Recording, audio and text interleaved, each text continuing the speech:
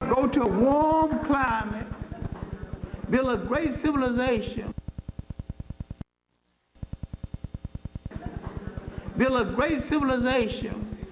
go back under that ice, spend 2,000 years before you write anything in Europe that resembles a book.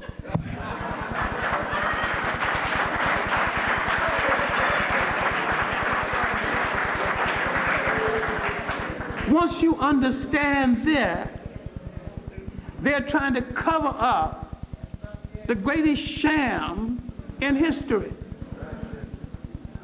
And Jews are trying to impress Gentiles to keep them off of their back by attacking us. And we do not understand that this age in history could be our fourth golden age. So if I said this could be our fourth golden age, what was 1, 2, and 3? And you had 1, 2, and 3. The last one being that last 1,000 years before the slave trade, and the building of great independent states in Africa. But we're so brainwashed by the media. And I'll tell you,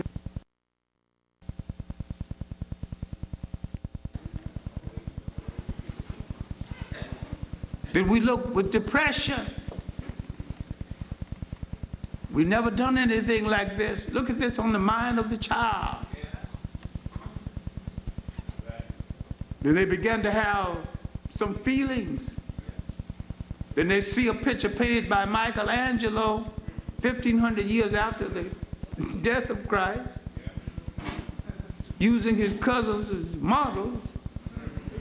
And they see that picture hanging in that church as the spiritual father. And they go home and look at a black man called father, and he don't look like that picture. And they got less respect for him. At what point are we going to deal with these images? The fear in black studies is that we're going to uncover this scheme that they've used to control the world. And we have already. We just haven't found the methodology of using it. I think the mistake in black studies was the word black itself. It wasn't about black. Black tells you how you look, but it don't tell you who you are. It was about the missing pages of the history of the world. It was about a human problem.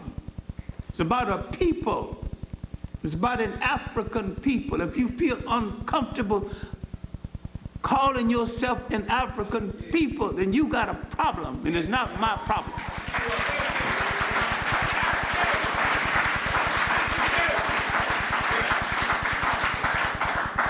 Once you are relaxed, calling yourself an African people, walking this earth, communicating with other African people, once you stop talking about what a slave ship put you down in some little island and realize the common denominator is where the slave ship took you from, once you understand this and build a whole new society, once you understand that over half of human history was over before you knew a European was in the world, that the greatest human story was around you, you will not beg at the doors of other institutions for entry. You build your own. Today you have a hard time getting black studies at predominantly black colleges. You will mask the kind of power and authority. You tell them either teach it or close the doors. You tell the teacher, if you can't teach it, you don't get the job. If you can't teach our children correctly, you don't teach in this community. You get rid of all these jive boards, all these little political pimps.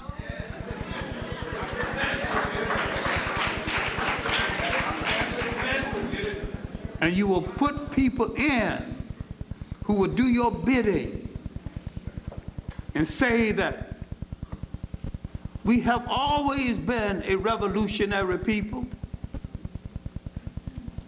We were voted to keep from getting on those boats. We were voted on the boats.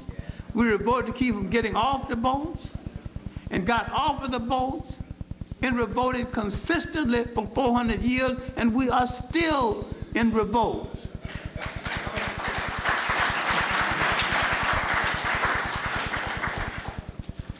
We are capable of changing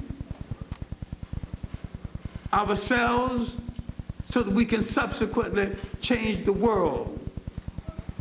But we must stop separating ourselves in little corners based on specks of dust where slave ships put us down, based on sororities and fraternities, based on color gradations, or hair texture. The slave ships brought no deltas and AKAs, no else. African people, all one general color. Oppression messed them up. We can't do much about that. We had no control over it. But all of us got to get into this fight. And there's no place in your oppressor's home where you will ever be permanently comfortable socially. He has built no house for you. You might stay overnight, but there's no permanent room in this house for you. You have to build that house called Africa. You have to change it.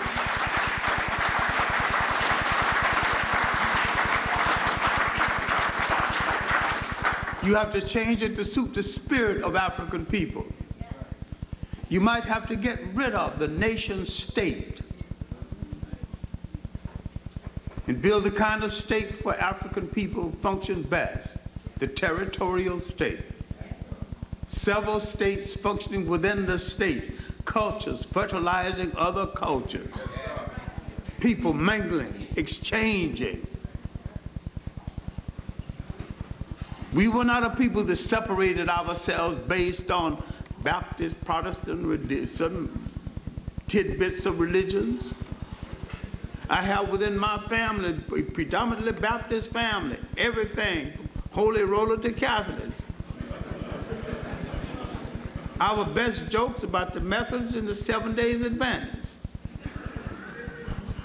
Jokes, not fights. The 7 Days Adventists, because they don't eat pork and they got mixed up about when the Sabbath is. The Methodists, because they got sprinkled instead of being baptized and being immersed in the water. My great-grandmother said that Judgment Day will come, a bunch of dirty Methodists going to gather at the Golden Gates, and God's going to say, go back and take a bath, be immersed in the water.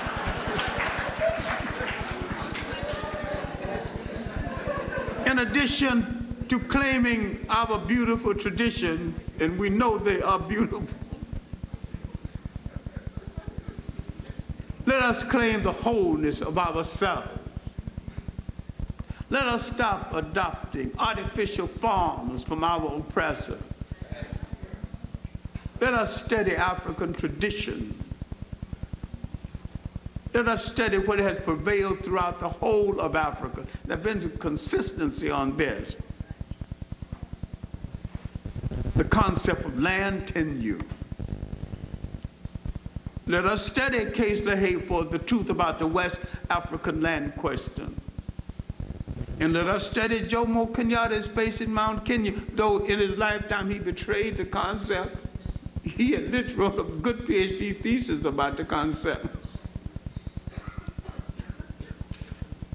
Let us realize that we do not have to imitate imitators who were children when we were full-grown people mastering a stake. You can change the world if first you change yourself. You will do nothing without a knowledge of your history. For this is the map that you use to find yourself in the world. It is the compass that you use to find yourself on the map of human geography. A people's relationship to their history is the same as the relationship of a child to its mother. I think we have given the Jewish situation and the Jewish aggravation and the Jewish agitation too much attention. Let us do what we have to do. Build our community.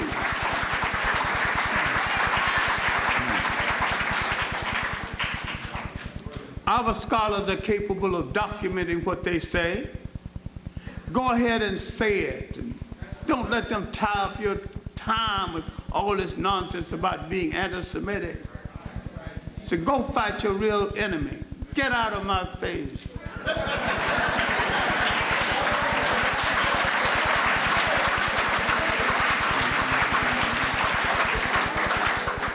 To be a people again, you'd have to be whole again.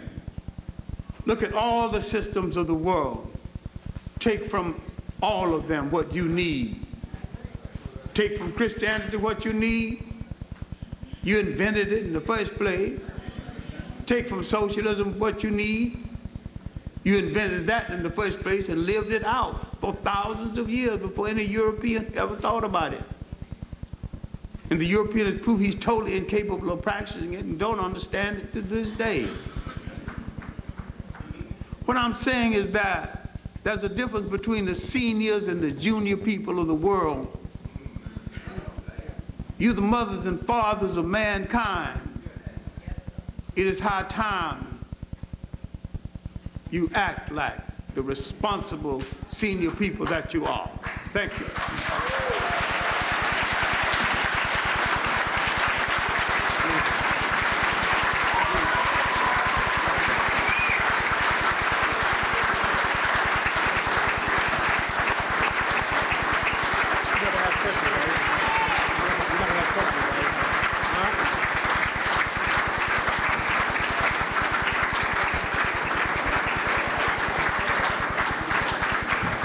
Dr. John Henrik Clarke, African Historian Emeritus.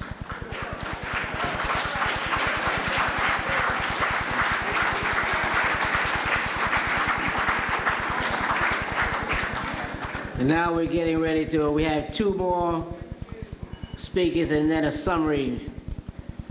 We're going to hear in a real 1-2 punch from Dr. Tony Martin, and we're going to hear from Dr. Leonard Jeffries.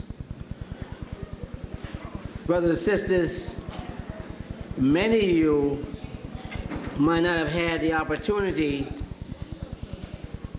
to really be privy to the work that Dr. Tony Martin has been doing. Those of us in the movement, particularly those people who use historical analysis to base, to be able to get a true assessment of our present predicament and try to chart a future direction, those of us have had to be aware of what he has been doing. From the first time we came in contact with him, 3 years after he had written Race First as his doctoral dissertation, we have kept in contact, and indeed we have always tried to promote his work. His book has displaced David Cronin's book, Black Moses, which at one time was the only thing we had to use about Garvey as a biography, but it was far from the kind of sympathetic and keen, honest analysis that it should have been. For every boost he gave Garvey, there was enough.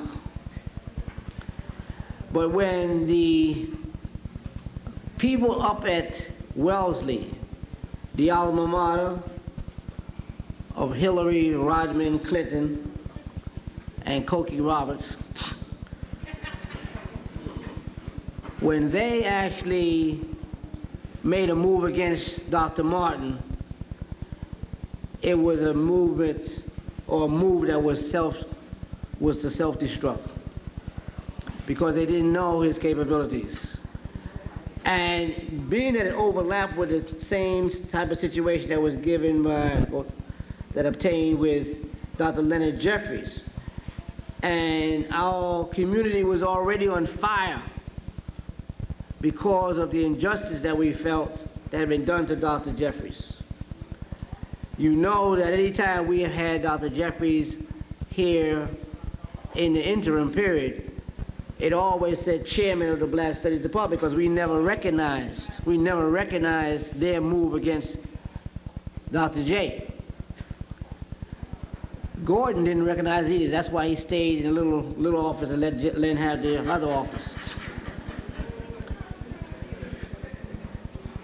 And he knew he couldn't operate because of that particular situation. But now, after they're trying to lick their wounds from the whipping that Len Jeffries and Joseph Fleming put on them, they switch around, and some woman named Klefkowitz or something like that, and I'm not trying to mess up her name, it's close as I can get to it right now, I don't have the paper in front of me.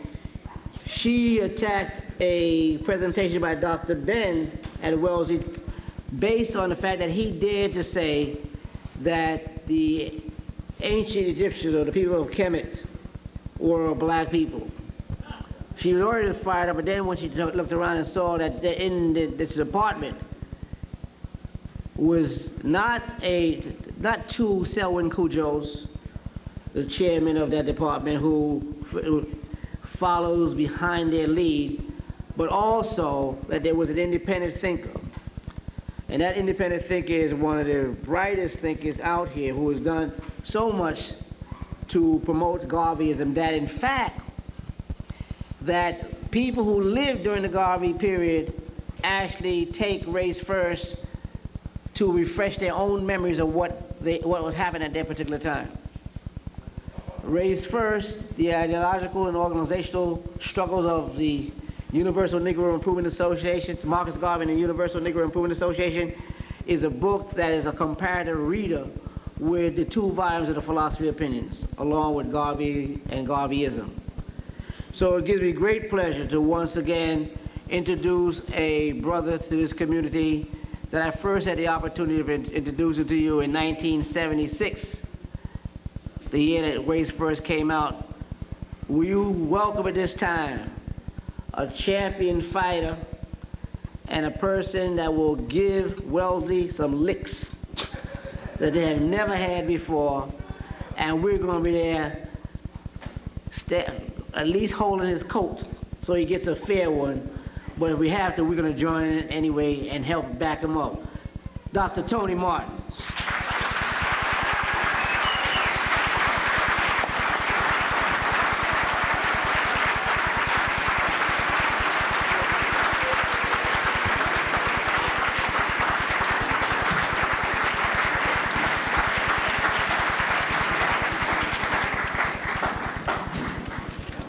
What's up, my brothers and sisters, and thank you very much for this beautiful occasion.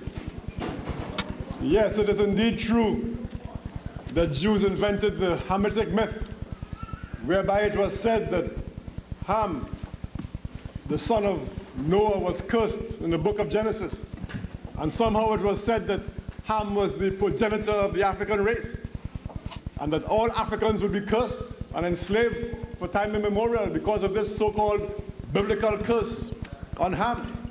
We now know that it was Jewish scholars who invented the story of the Hamitic myth, which has plagued black people from that point on.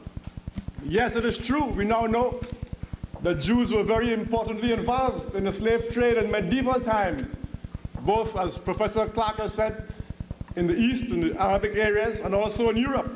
That is even before our African slave trade to the Americas. Yes, it is true, as we now know, The Jews were the ones who invented what came to be known as white slavery, whereby Jewish entrepreneurs in Europe in the late 19th century prostituted their own Jewish women, sent them around the world as prostitutes, what came to be known as white slavery. Yes, it is true, as we now know, the Jews were heavily invested in the Dutch West India Company. The Dutch West India Company, that company which was a private corporation doing the job of colonizing, which was responsible in large measure for the African slave trade. The Dutch West India Company that owned the Elmina Fort in what is now Ghana. The Dutch West India Company that brought slaves from Africa to the Caribbean, to South America. The same Dutch West India Company that brought the first slaves to New York when it was still New Amsterdam. Yes, it is true, as we now know, that the Jews were the major element in the slave trade in Brazil in the 1600s, in Suriname, in Curacao, in Barbados, in Jamaica. Yes, it is true, as we now know, that the two largest single shipments of slaves coming into this country in the 18th century were on ships owned by Jews. It is true, as we now know, that Aaron Lopez, biggest slave ship owner in the United States of America, was a Jew. It is also true, as we now know, that all the rum distilleries in Newport, Rhode Island, in the era of the slave trade were owned by Jews. Rum, as we know, was a very important item in the transatlantic slave trade. Yes, it is true, as we now know, that there was a higher per capita ownership of slaves in the United States of America by Jews than by white Gentiles. We now know from the 1830 census of the US of A that something like 75% of Jewish households own slaves, as opposed to just 30-odd% for the white population as a whole. All of this information is contained in the secret relationship between blacks and Jews. And all of this information is based on the work of Jewish historians.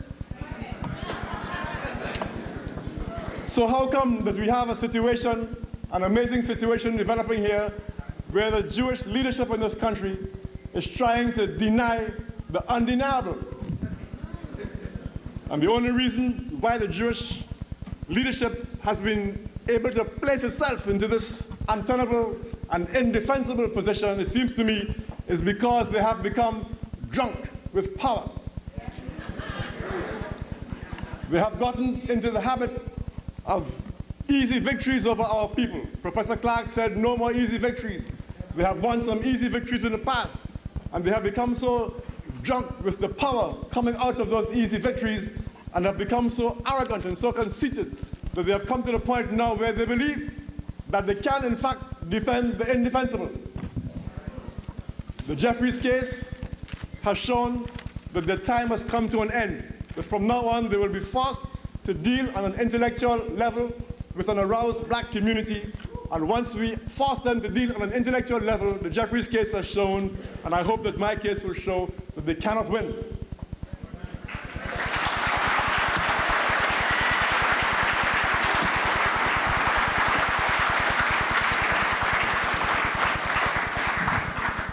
Jewish power over black institutions in this country is based in large measure on the apparent liberalism of Jews in relation to black people in the 20th century.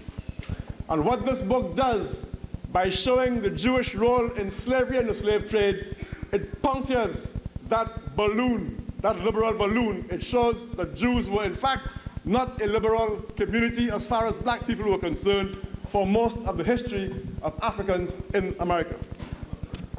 And so as soon as that balloon is punctured, the whole apparatus of Jewish power over black people, which rests on this alleged Jewish liberalism, then becomes in a very perilous situation. And that, to my mind, partially explains the frenetic, crazy, insane way in which the Jewish community has tried to defend the indefensible by trying to deny their involvement in the African slave trade.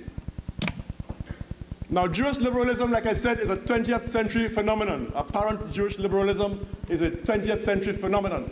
Clearly, they weren't liberals during the slave trade if 75% of the Jewish households had slaves and if they owned the largest shipments of slaves coming to this country, and if they owned all the rum distilleries in Newport, Rhode Island. The major initial apparently liberal activity of the Jewish population in relation to African Americans was in the formation of the NAACP in 1909. Much of that claim to liberalism lies in the fact that many major influential Jewish persons were among the founders of the NAACP. Some of the founders of the NAACP were not only prominent Jews, but were actually leaders of the American Zionist movement. You had the leaders of the American Zionist movement founding the NAACP. Could you imagine if Marcus Garvey had founded the ADL? Would anybody have taken Marcus Garvey seriously as a Pan-Africanist if he had founded the American Jewish Committee? They would instantly have looked at his motivation for so doing. Now we have discovered what the motivation is. Even as I speak, for the last 2 or 3 months, amazing revelations have been coming out in the press. Revelations suggesting that Joel Spingarn, the Jewish chairman of the NAACP, was actually spying on his own black NAACP membership, spying for US military intelligence. What kind of a liberal was that? Marcus Garvey, our most perceptive leader. Brother Ilombe was talking about race first, but this is amazing. Race first, as Ilombe said, was written 20 years ago as a PhD dissertation. But in race first, there's a quotation that goes something like this. And here Garvey is talking about white liberals. He didn't zero in on Jews per se, but he was talking about the white liberals in the NAACP, many of whom, as we know, were in fact Jews. And Garvey said that the white liberals were only about what he called disarming, disvisioning, and disambitioning the Negro, as he put it. He said that the white liberals were only about removing the African from the path of self-reliance and self-determination. And then Garvey went on to make a very significant statement. He said the liberals in the NAACP were nothing but spies. These are the exact words of Garvey, quote, spies for the rest of the white race, unquote.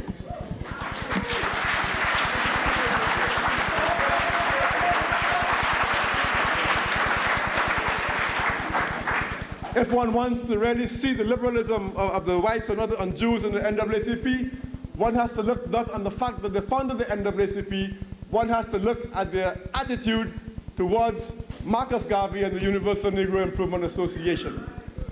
In the UNIA, we had at the very same time the major organization in our history attempting to provide for us self-reliance and self-determination. And the white liberals, Jew and Gentile, in the NAACP targeted Marcus Garvey's effort at self-reliance as their major objective to attack. So here you find the real liberal agenda of the whites and Jews in the NAACP in the attitude to Marcus Garvey. The man, as has been said earlier, who sent Marcus Garvey to jail in his famous case in 1923 was Julian Mack. And Julian Mack wasn't only a Jew, he was also an influential member of the NAACP.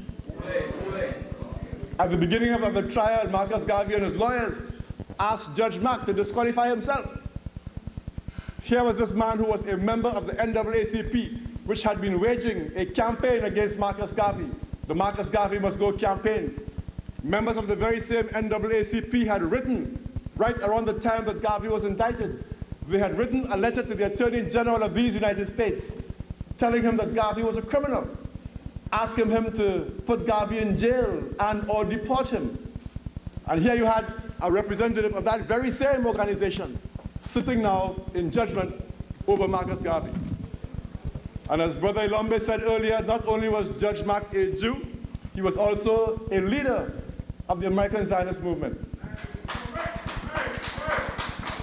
Over the years, many misguided people over the years have called Garvey a quote-unquote Negro Zionist. Nothing could be further from the truth. If Garvey was a quote-unquote Negro Zionist, then the Zionist judge would have let him off. You had a real Zionist judge giving Garvey the highest possible fine, the longest possible term of imprisonment, and as if that wasn't enough, then charging him the entire costs of the trial, which was about 10 times the maximum fine. So that was the real Zionist now dealing with the person who they call a Negro Zionist. And if you ever wanted any proof that there was nothing Zionist about Garvey's organization, here is the proof. During the Civil Rights Movement, especially the early phase of the Civil Rights Movement in the 1950s, early 1960s, the Jewish claims to liberalism again came to the fore. The Jewish historians now tell us that something like 75%, they say, I have no reason to argue with them, they say that something like 75% of the funding for the Congress of Racial Equality, CORE, for the Student Nonviolent Coordinating Committee, SNCC, for SCLC, Martin Luther King's organization, the Southern Christian Leadership Conference, they now tell us that something like 75% of the funding for those organizations in the 50s and early 60s was coming from Jewish sources. 75%. They're now telling us that Martin Luther King's most influential advisor was a Jewish man by the name of Stanley Levison. They're now telling us that Stanley Levison drafted Martin Luther King's speeches.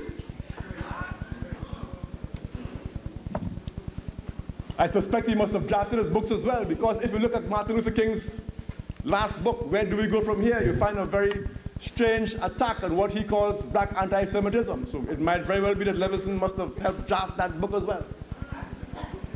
We are now told that Levison was in charge of King's finances. We are now told that Levison was King's quote-unquote chief strategist. So here you had an incredible position of power and influence in the black civil rights movement.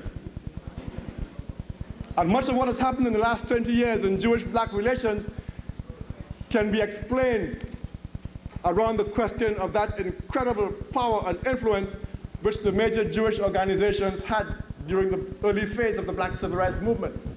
Because what happened when the black power movement came into being in the middle 1960s was that the black power movement, without necessarily focusing on Jews per se, but the black power movement, just because it insisted on self-determination and self-reliance for black people, it began to look critically at the role of white people. And again, I'm not aware that the black power movement focused in on the white people as Jews, but they began to look at the role of alien people and the incredible influence which they had within our movement.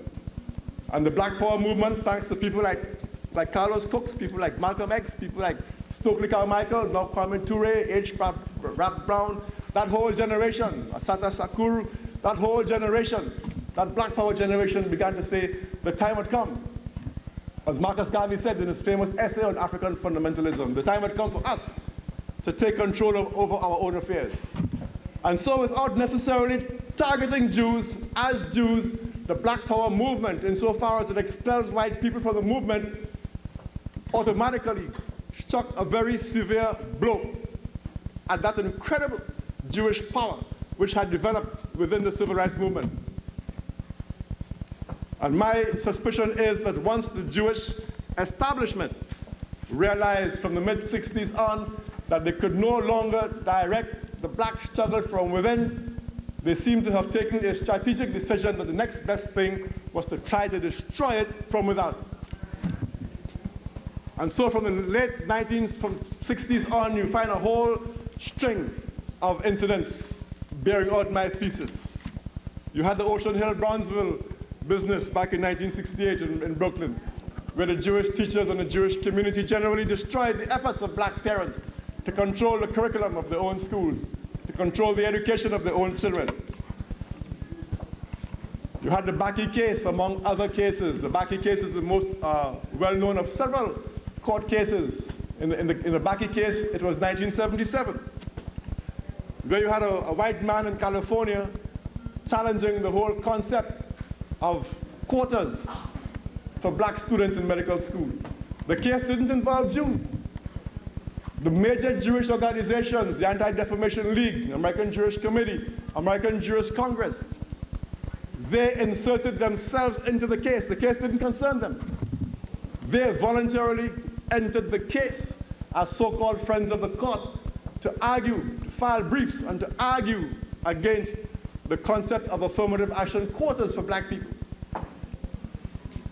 Here you had major Jewish organizations representing Jewish people who today are the recipients of perhaps the largest reparations in history.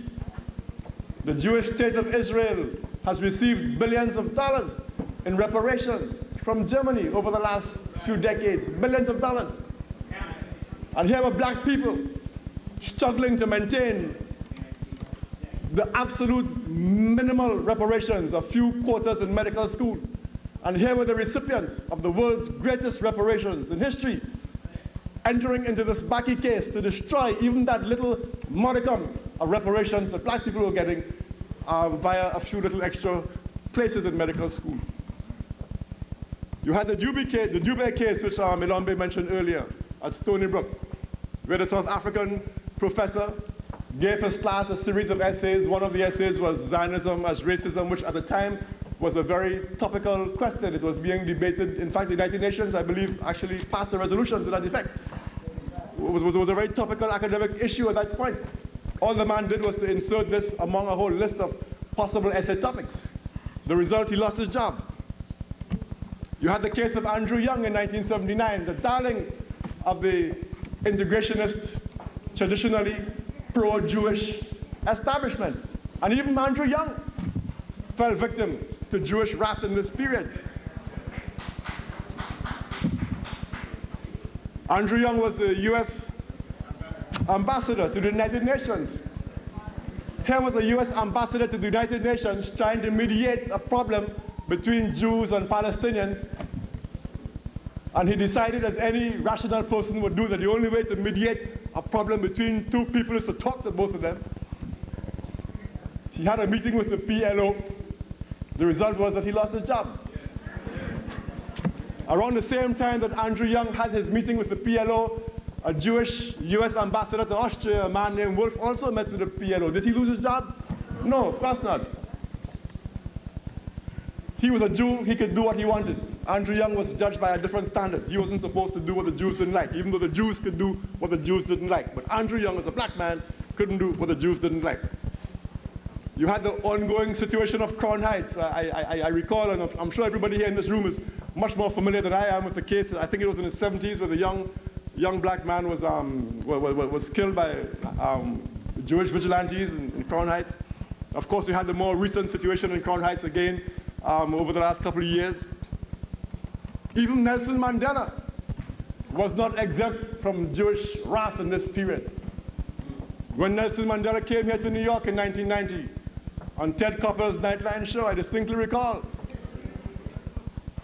Ted Koppel telling Nelson Mandela that he better go along with the Jewish agenda or risk losing support in America. And that in itself was a very revealing statement from Ted Koppel. Because what Koppel was saying in effect was that we Jews, he was saying, have the power in this country to deny you aid unless you go along with our agenda. That is what Koppel was in fact saying. It is not what he precisely articulated, but if you read between the lines, that is what he was saying. And Mandela, all praises due to him, had the courage, the strength to tell Ted Koppel on international TV, Mr. Koppel, he said, your enemies are not my enemies.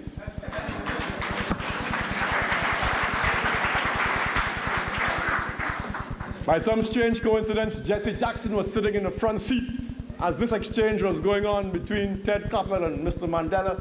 And I remember sitting by my TV and looking intently at the face of Jesse Jackson and wondering what was going through his mind and if perhaps he was learning something he didn't know before, something about dignity and self-respect. Of course, Jesse himself is another example of this incredible Jewish onslaught against black folk for the last 20 years. In both of his presidential campaigns, Jesse Jackson was harassed by the Jewish community. In fact, the Jews became perhaps his largest single opponents during both of his campaigns. So my own case comes in that kind of a historical context. It doesn't come out of nowhere. It comes out of that context. Here I am using a book, a well-documented scholarly book, The Secret Relation Between Blacks and Jews, in my African American survey class, and somebody decides that black folk aren't supposed to use this book. For several months before I used the book, the organized Jewish leadership had been very assiduously and systematically attacking the book in the press. And all of us know how the Jewish establishment operates. By attacking the book, first they attacked the book, they called it anti-Semitic. Then they got a few Negro stooges to get up and attack the book too. And what they were doing was serving notice on all the other black professors out there. You all better not use this book, is what they were saying. Well, of course, I haven't been studying the Honorable Marcus Garvey for the last 20-odd years to let Jew or Gentile tell me which book is appropriate for my class.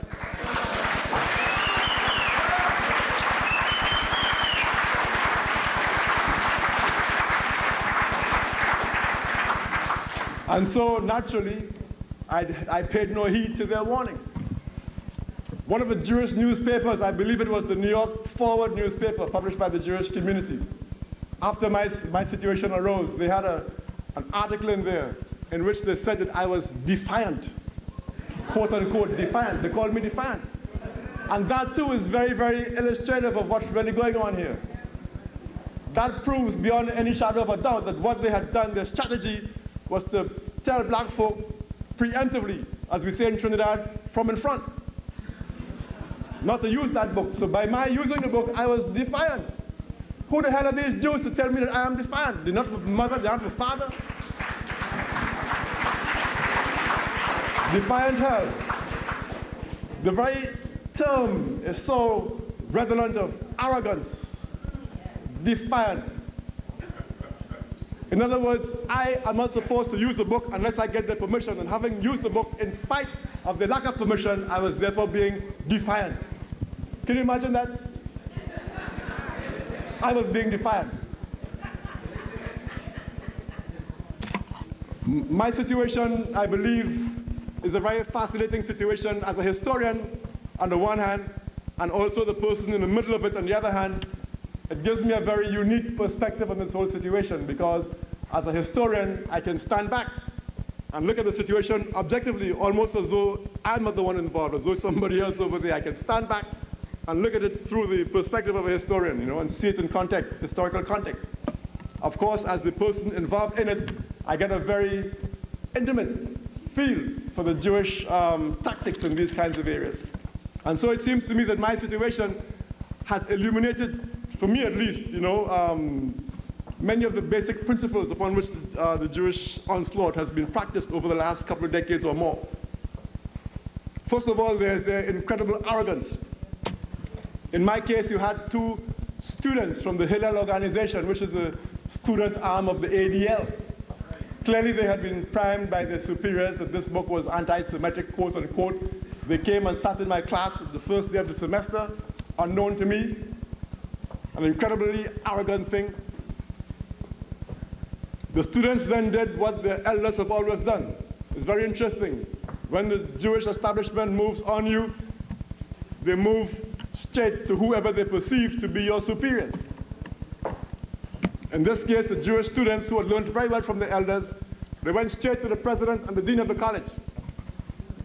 They never talked to me. They went straight to the president and the dean. The president sent them to the chairman of the department.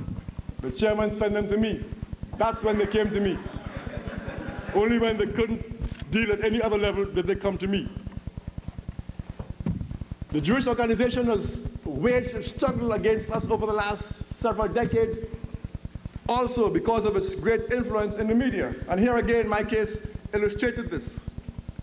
You had 4 Jewish organizations getting together: the Anti-Defamation League, the American Jewish Committee, the American Jewish Congress, the Jewish Community Relations Council. 4 Jewish organizations got together and issued a joint press release against me, poor little me, saying I was anti-Semitic and bigoted, etc.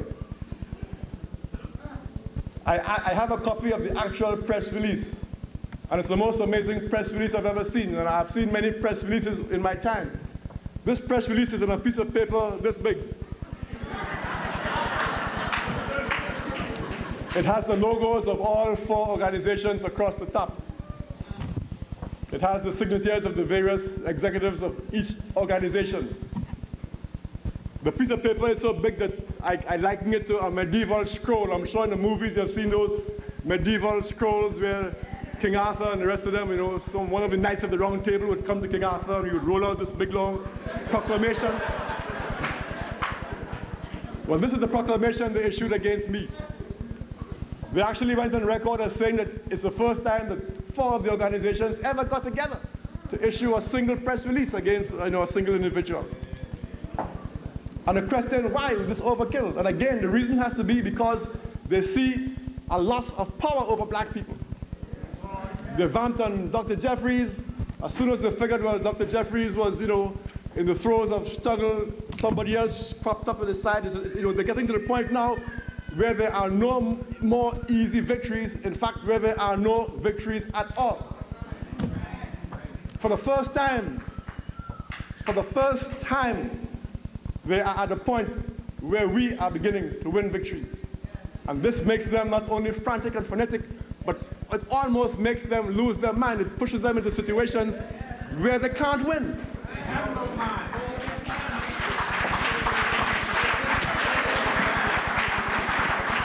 In both Dr. Jeffries' situation and in my situation, they have gotten themselves into fights that they cannot win. They can't possibly win. And only a fool picks a fight that he can't win.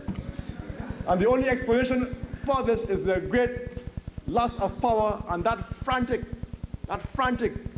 desire to maintain what little power they have left, but they see it slipping away. History is moving against them, and they are beginning to act irrationally.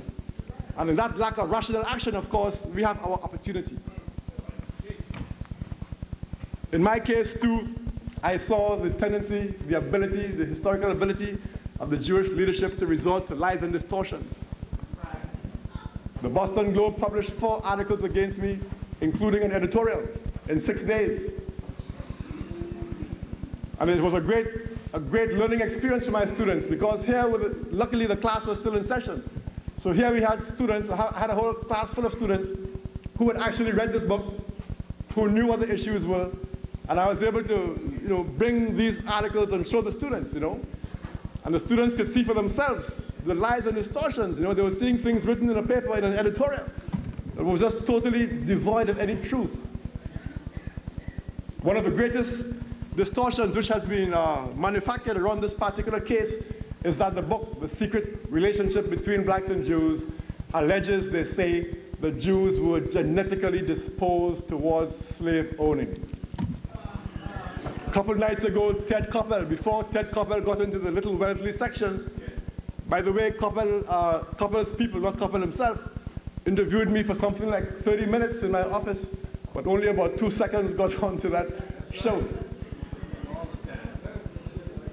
And they made sure they prefaced that 2 seconds by saying, Tony Martin is teaching this book that says that Jews are genetically disposed towards slavery. Then they gave me my little 2-minute clip. Of course, I had no means of responding in that type of situation. And that is a prime example of the resort to lies and distortions. Absolutely shameless.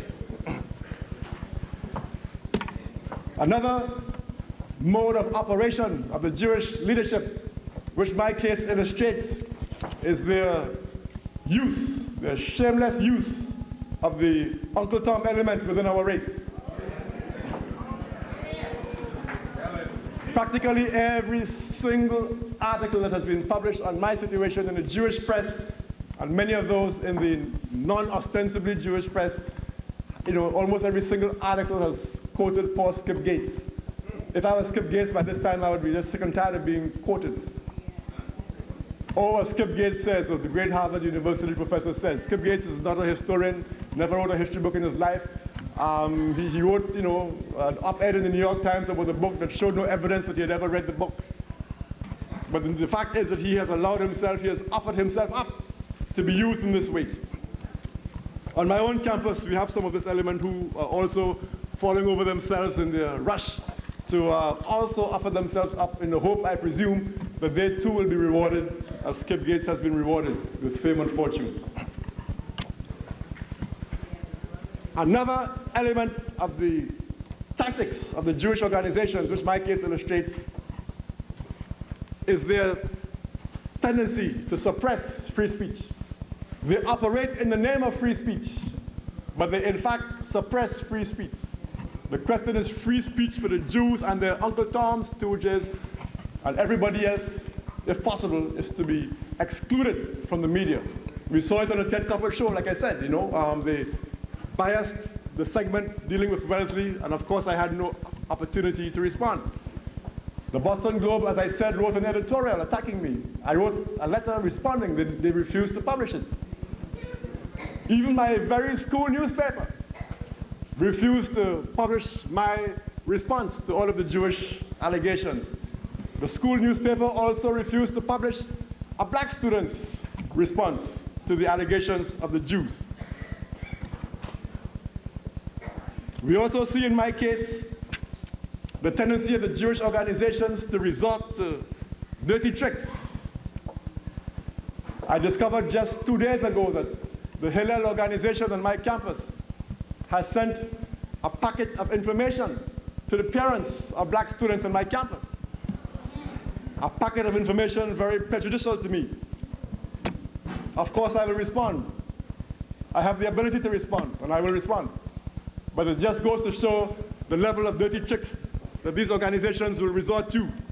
Perhaps the most important element of the Jewish tactics, which my case illustrates, is the tendency of these Jewish organizations, where they disagree with anyone, to go for the person's economic livelihood. Dubé lost his job at Stony Brook.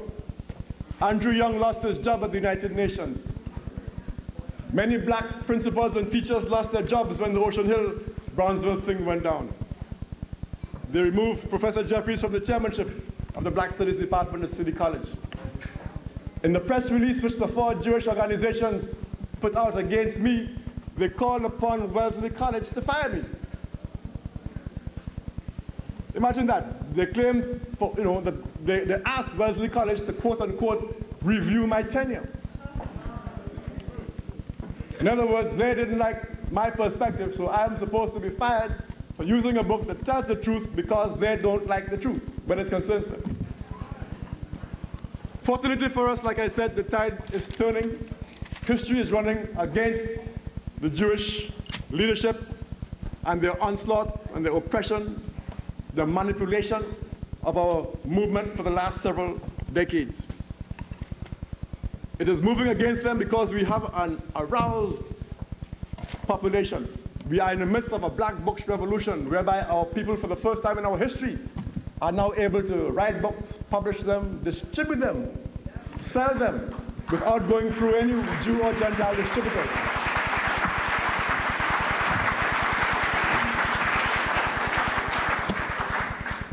The power of the ability to publish their own material was very well demonstrated in my little broadside. Here was a broadside, just a little 4-page broadside. But I had the means, I had the ability, I had the experience, I had the know-how to publish several thousands of these broadsides and spread them around the country, get them directly into the hands of my people.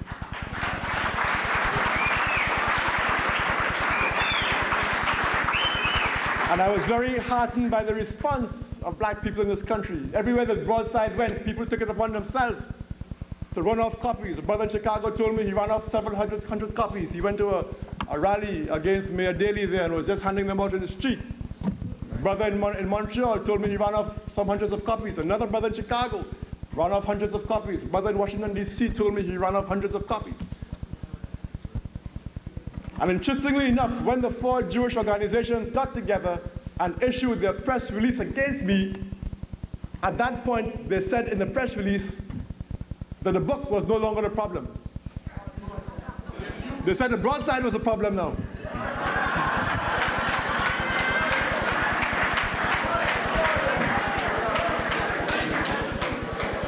After having attacked me for 3 weeks for teaching the book, When the broadside came out, that blew their minds to such an extent that this great medieval scroll of a press release was put out, an unprecedented thing. 4 organizations, same press release. They called the broadside the most anti-Semitic thing they'd ever seen on a college campus. There was nothing anti-Semitic about the broadside. What they meant by anti-Semitic was that for the first time in a long time, they saw a document which, in a very articulate, succinct, direct, and clear fashion, exposed the role of the Jewish establishment in the black struggle for the last several decades. In other words, the truth. The truth was now presented in a way that could easily be assimilated by large numbers of people. The word was getting out. It did not go through Jewish distributors. There was no way they could prevent it getting out. And so, amazingly enough, I actually debated one of the leaders of the American Jewish Committee the other night on radio in Boston, and he was actually saying, oh, Tony Martin can teach whatever he wants, we don't, deny his right to teach the secret relationship, but the broadside. So if the broadside could cause this amount of trouble, just imagine the kind of problems they will have at the end of the summer when hopefully I will finish writing my book on the Jewish question.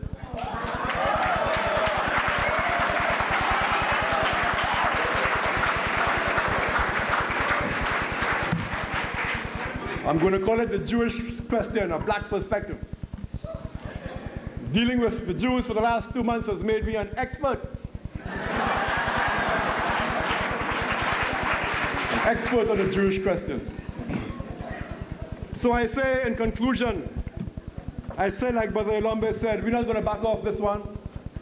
We're not going to back off from this point on. Let the Jeffries case be the first in a string of victories for African people in this country.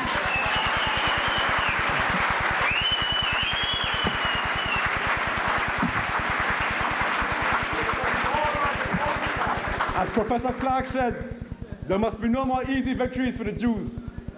There must be no victories at all for the Jews. This is the beginning of our victories. And so thank you very much again for this wonderful occasion. One God, one aim, one destiny. Thank you.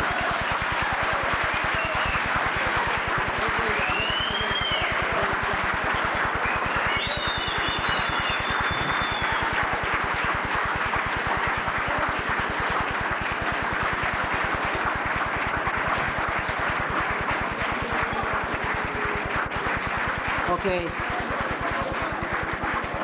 I told her they made a mistake when they messed with the brother. The brother gonna give him licks. There's 2 cars that have to be moved because we want to have the next speaker, who is the only other person who could really come at this time.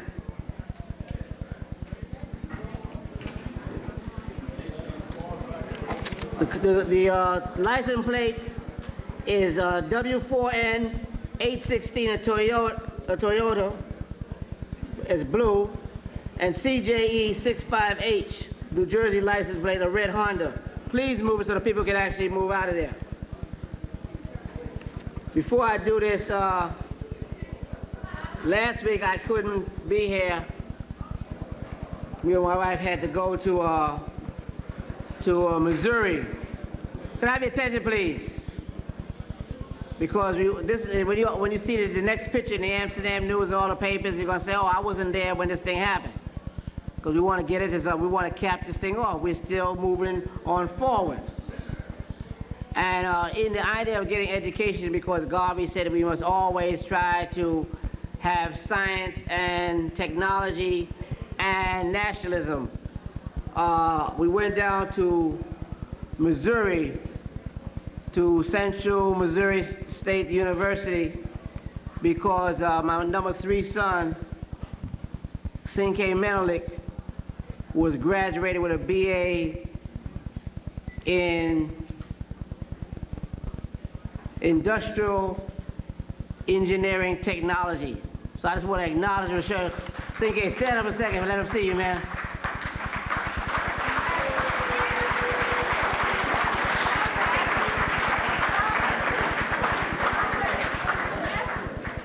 His master's, I'm sorry, he was a graduate student. He was teaching the course down there.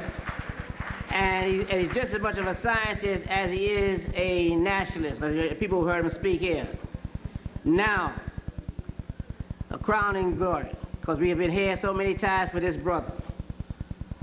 And this brother I've known for so many years, it's not even funny, particularly I think all the time he was at City College. When he was having other problems and I had to go up there to check up, find out what was happening, and he was very accessible to getting the community involved. In fact, one of the things that they charged Leonard Jeffries with was that he was too community oriented. That if you notice in the trial, they kept saying he's involved in the community. This is not scholarship. That he's involved with the community. And we know that that's what we want. The community and the university is supposed to be united. We realize that, as Tony has just ticked off a lot of things that have actually happened with our people. We know that in the Central Park case that Elizabeth Lederer and Diane Fairstein, who were the two prosecutors that send those young brothers away for nothing. And that the American Jewish Committee wrote a major paper to refute the idea that it was a racist thing, that said that all of the only racist knowledge or a racist perspective on this thing came from the black newspaper like the Amsterdam News. And we've seen the interference in so many other things that really does not actually come into any challenge. We've seen what they've done to our people in Liberia by intervening on the side of Samuel Doe and actually killing our people in Monrovia. We've seen how they've kept Mobutu in the power. We've seen how they've actually were responsible even early on with their contact with Idi Amin that brought the coup against Milton Obote. That's part of the real history of what happened in Uganda. We've seen them in a lot of different areas, but in the college campus where City College has been so important, where they felt at one time that it's all right to allow the Black Studies Department, not to really watch it because nothing was going to happen because they never believed in Black Studies. But when they started to see all these young people, brothers and sisters, being dedicated to trying to go even to Egypt, going to Africa on many trips that Dr. Jeffries was taking them, and seeing the generational continuity between like Dr. Jeffries and Dr. Ben and Dr. Clarke, they became very, very fearful and started to see how those same people were now involved in the struggle when they talked about the curriculum and talking about the tuition increase. And so the victory that Dr. J won the other day, and he was just as cool, for the whole 2-3 weeks. They couldn't even believe that. That the whole thing was so dignified the way they laid it out there, that it is an example for black people everywhere. And so I would like at this time to bring Dr. J to the stage so that you can see him together with Brother Tony, because this thing is going, you think that this might have to be the front page of Broadside #2. Just to really give him a fight, as an interim to get to Tony's next work. And you can realize that if Tony said he's going to put that book out, that thing going to get out. So at this time, will you please bring a brother here who I think has been tremendously courageous, that had to deal with this thing with a whole lot of threats to his life and his family, and the fact that he has been steadfast and that he has been able to develop young brothers that will stand and put their life on the line for an educator, a scholar, Molefe, a scholar, because he's actually doing much more work, with the community than any other people who are just dealing with the institution. That's what's important. That's what's important. That since they moved against Dr. J and Professor Smalls, the community has been locked out of actually being able to use City College like it should be. The thing is in Harlem. And I said they had a longer plan against them. So at this particular time, will you welcome a brother who has become a hero in our community, Dr. Leonard Jeffries, Jr.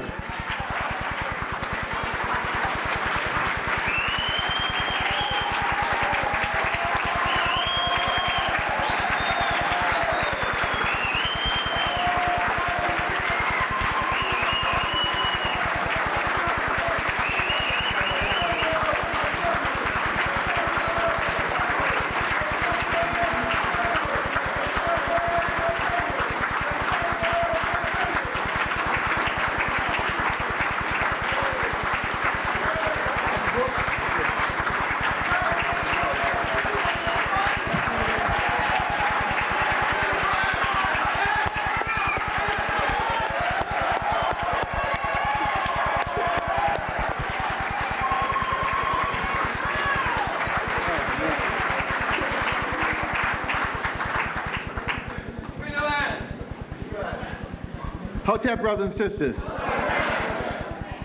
It is certainly a pleasure to see all of you here.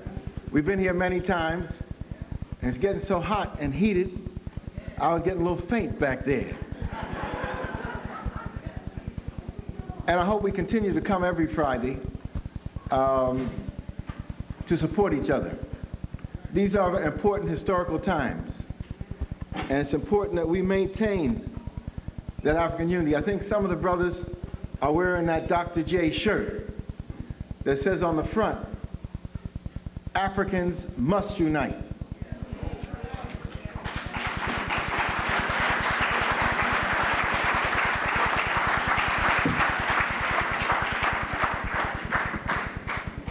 And says on the back, truth crushed to earth will rise again stronger than before.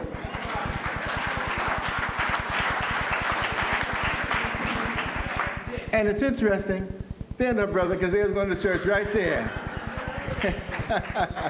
Africans must unite. Truth crushed to earth will rise again stronger than before. Alambe, bring that. Now, the interesting thing is, if they just had left Dr. Tony Martin, our brother, the living Garvey, along with the Garveys that are living, if they had just left him alone to teach his class, there would be nothing. He would be teaching his class to the 30, 40, 50 students, and that would be it. Now that they have tried to crush truth to the ground, it's going to rise stronger than before, and there'll be millions, tens of millions of people listening to the brother and waiting for him to come forth with the truth.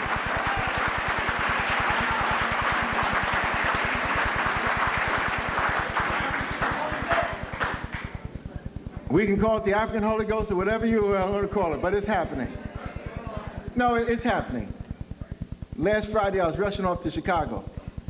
A brother out there who was doing the work in a realm that we need, because the blonde, blue-eyed Jesus is so real for our people everywhere, particularly in Africa now.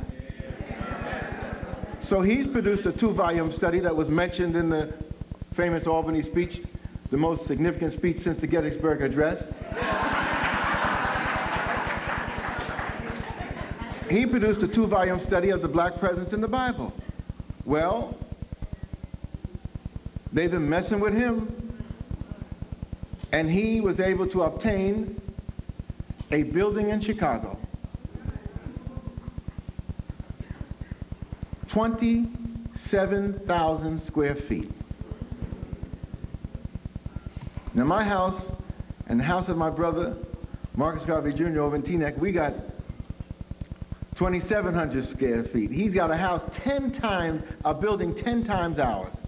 You could, in that building, have a lecture like this with 500 or 600 people, and next to it, have a banquet like we had at Minnesink for Dr. Ben a couple of weeks ago, and next to that, space like this for a bookstore, which they've already set up, and in between that, a center where a sister is doing African braiding and hair culture, and then on the second floor, offices covering all that other space, and then a section where you can have a place where you can do all the photoing, illustrations, painting, making, and publishing. I mean, it's beautiful space. And hopefully the brother will do right with it. He had Hakeem Adabudi, Sonia Sanchez, myself, and my wife out there to help him open up the space to the community. So we have to understand that we're on a victorious path. And that's what Brother Tony was trying to outline. But we also have to understand that in this auditorium at the Harriet Tubman School on 127th Street in Harlem is the enemy. Right next to you. Okay.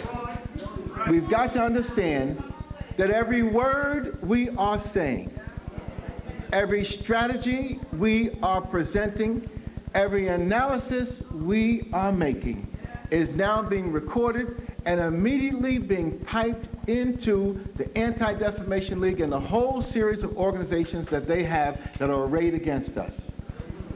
And in the Albany speech, I said the attack coming from the Jewish community is unrelenting. And until we do something about it, there's nothing else that we can do for self. And I meant that. If Tony thinks that he has a file on them for 2 months, the attack on me began in 1989 because of the curriculum of inclusion. In 1989. It intensified in February, April, March, April of 90 because the curriculum inclusion vote was getting close. It became international in April the 20th, 1990, when the New York Times put in the paper with our pictures 2 professors' racist theories at City College. And 50 major media descended upon me about my theories of black superiority because of melanin. Well, we don't have no theories of black superiority because of melanin. But everybody thinks we do. And they have said it over and over and over again. And because they've said it so long and so loud, and it sounds so good, I haven't disabused them of it. And they're going to keep on saying it so long that it's going to really have some meaning. But in April 90 is when the attack came that went across the world. And people were calling me from England and from Canada, from Australian Nightline, and wanted to know about these theories I had. Now, if we did have some theories on black superiority and some information and data on that, on our intellectual superiority, we'd all be sharing it. It'd be everywhere. Now, we know melanin does give us some advantages, but we are working on the details on the full impact. But we don't have that yet. But from 1990, April, they started to go crazy. The leading crazy one was Mayor Edward I. Koch. And he attacked me and said Levin is right because he's not teaching racism in his class. Jeffries is wrong because he's teaching racism in his class. Ironically, a year or so later, the Albany speech was up in Albany. It wasn't in my class. But it still upset them. As Tony says, it's not about speeches or where or in the class. It's about closing down your mind. It's about instilling fear in, not us, because we are fearless, not in Dr. Clarke, because he's fearless, or Dr. Ben, not in Dr. Khalil Muhammad. We are fearless, not in Sister Cress-Welsing, but to instill fear in you. But they're having problems because the fear factor ain't working no more. And they don't know what to do. So Mayor Koch called me down to his office. The Times article, April the 20th, 1990, we were in the Melanin Conference in Dallas. Our spirits and our hearts were lifted. Tears came to our eyes. Our souls were wrenched, not by the knowledge that we were getting from Dr. Richard King, Dr. Francis Cress-Welsing, Dr. Pat Newton, Dr. Malachi Andrews. No. We were being wrenched out of our souls by the brother that came from India and talked about the Delite people and their destruction of 200 million souls in India, being rendered out of the human family by an oppressive system coming from the Hindu culture. I can still feel it. And that's when the attack came, so I can't not forget it. Gil Noble called me up and said, what's happening? And the process that Tony is describing started to take place. An intensification.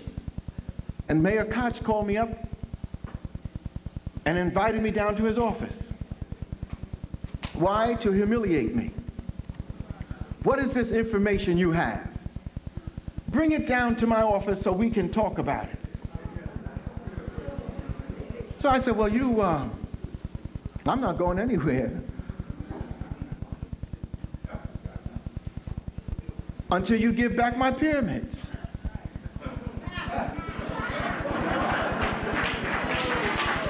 Now, you have to understand that was the dialogue. Here is this one, the leading spokesman for their community, calling me up to humiliate me, to come down to his office, and my strength and understanding was such, I told him, no, until you are prepared to give back my pyramids, there's no dialogue. There's no dialogue. 2 days later, he called back from Hawaii, Hong Kong. Give them back their pyramids. He wanted me that bad. But some of my folks said, don't go down there because he's just going to mess with you. Look, you can go anywhere. You can meet the devil if you got the African truth in your hand and you dealing with it. Right.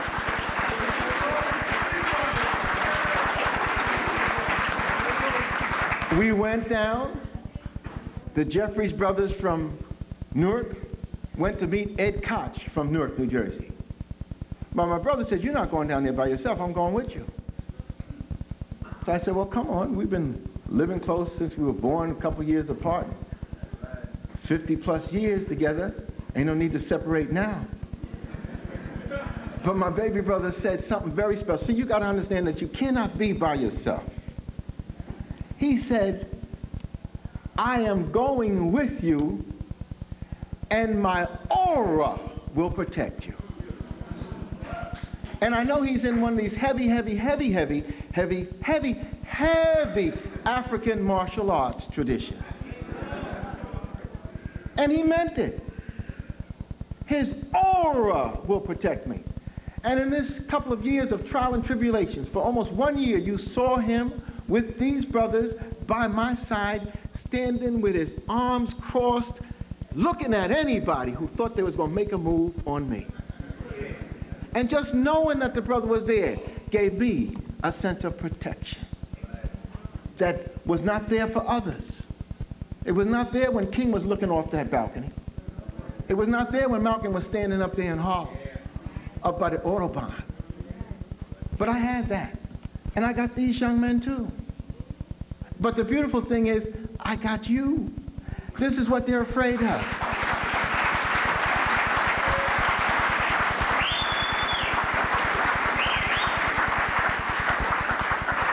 And that's why it's important for this brother to let them know he's not alone. He's got the community up in Boston. He is a member of the community in New York.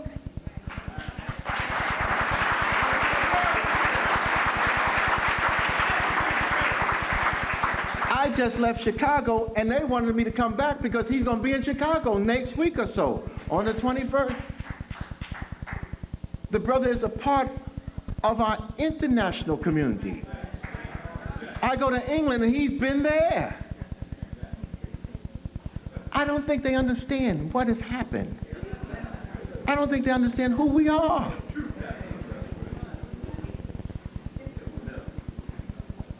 But you have to remember that whatever we're doing, they're monitoring it. There are some of us taking photos that's going right into their photo file. So we have to be very vigilant. We don't have to hesitate. We have to be cautious. When we speak from this podium, we do not need to be frivolous. Measure our words. We do not need to go off. Be as scholarly as you can. Control and measure everything you do. The victory we achieved in that courthouse was not my magic. It was the magic of a legal team. Faux African spirits. 4 of them. 4 of them. They forced me to go back to school on how you deal in the different arenas. Attorney Fleming was the head dude. Beautiful spirit. And he said to Dr. Ben the other day that 15 or 20 years ago, you were the one who broke it for us, meaning himself and the sister attorney, Sister Deborah Galloway, who has an office right here on 135th Street that has an African statue outside.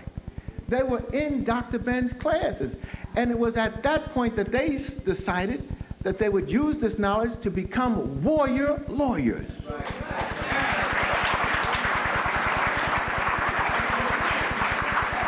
It's not just Alton Maddox and Mason. You have some people sitting quietly there that have been preparing themselves for this moment in history. And they don't let me do nothing that is not measured.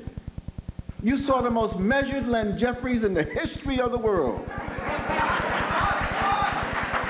I couldn't breathe until I looked at them to find out whether I should take a deep breath. I could not blink my eyes. I had to be conscious of scratching my nose. And Galloway's mother, Deborah's mother, called up and told her to tell Dr. Jeffries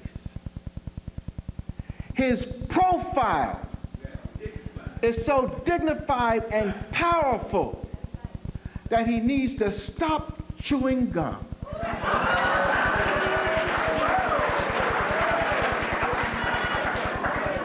And the only reason for chewing the gum was to destroy the bad breath so I could communicate with the lawyers. But once the mother of the sister warrior lawyer was telling me, stop chewing the gum, I stopped chewing the gum. You have to understand what was happening in that trial. When I was testifying, I had to communicate spiritually with the lawyer.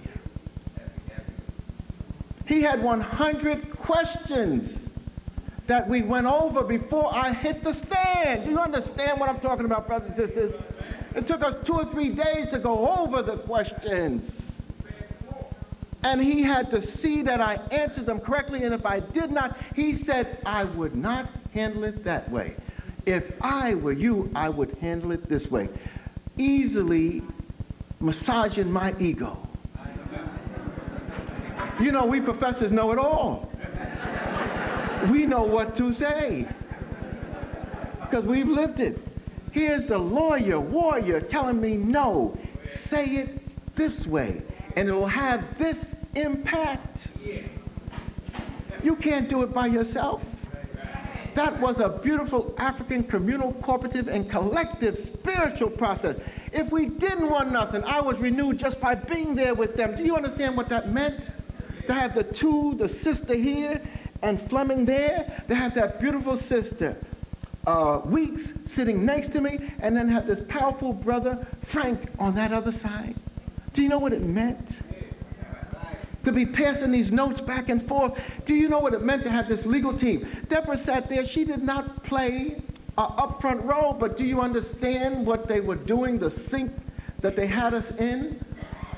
When he asked me a question, they knew what my response was supposed to be, and if I went off, I'd look at her to see whether I had been correct or not. And she, by facial expressions, would tell me, no, do it this way, or don't do it that way. Do it this way, or don't do it that way. Do you understand what that was all about? That you were supposed to show the same emotions to your lawyer as you were supposed to show to the opposition lawyer. Don't give anything away. Control everything. And at one point when I needed a drink of water, she came up and gave me some water. And I said something sweet to her, and it went across the airwaves. The 20 million households. I saw that part of the tape, Court TV. But you have to understand what that was all about. More than that, it was the African mind and spirit manifest. In back of us was the European mind and spirit. which was a devastating defeat for them. This case, and no court case like this has been put on court TV. This was the first of its kind. This case is being seen the same time in New York as was being seen in Belize, as was being seen in Trinidad, as was being seen in England. This case was going around the world. One of my buddies from Trinidad, you know how people from the Caribbean can be sometimes.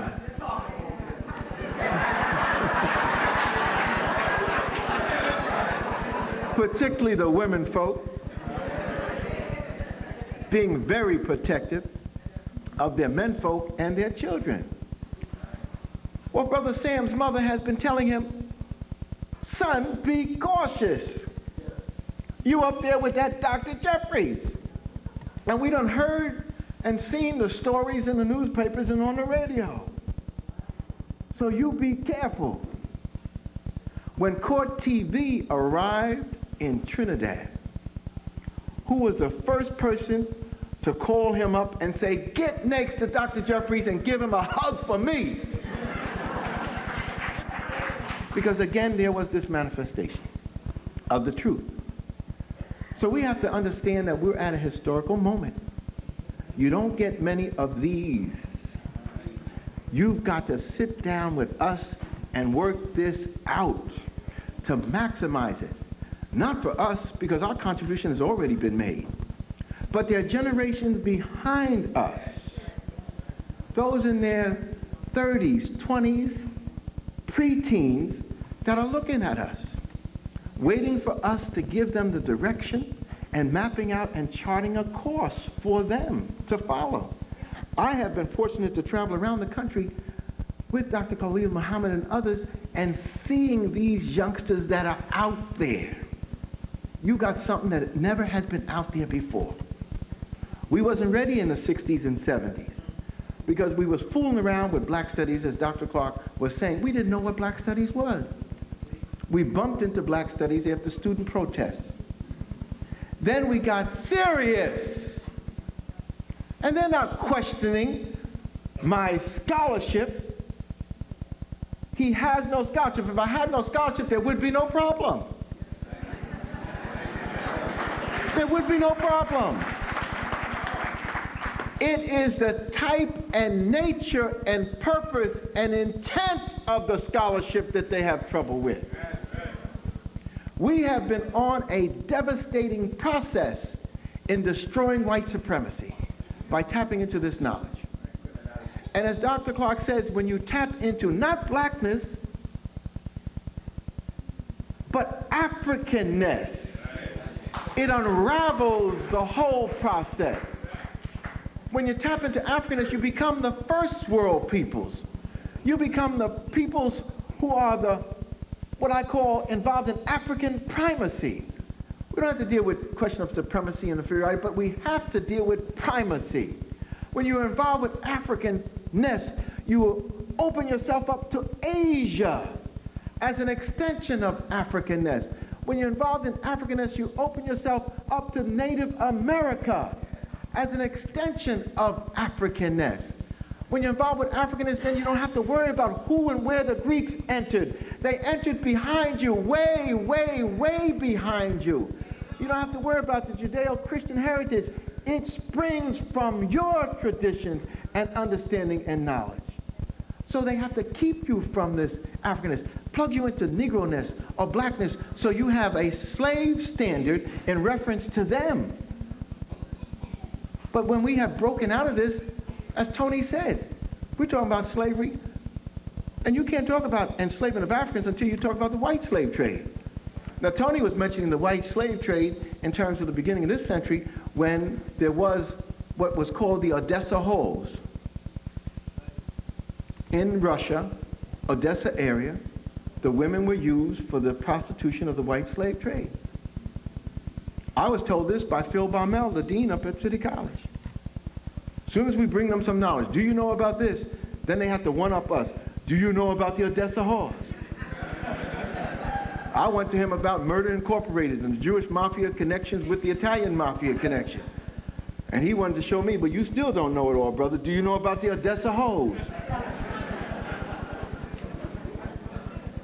But when I talk white slave trade, I'm talking about the institutionalization after the fall of the Roman Empire by people coming from the so-called Middle East, Lebanese, Syrians, and so-called Jews, European or Middle Eastern Jews, that were involved in maintaining the economic lifeline after the Roman Empire fell.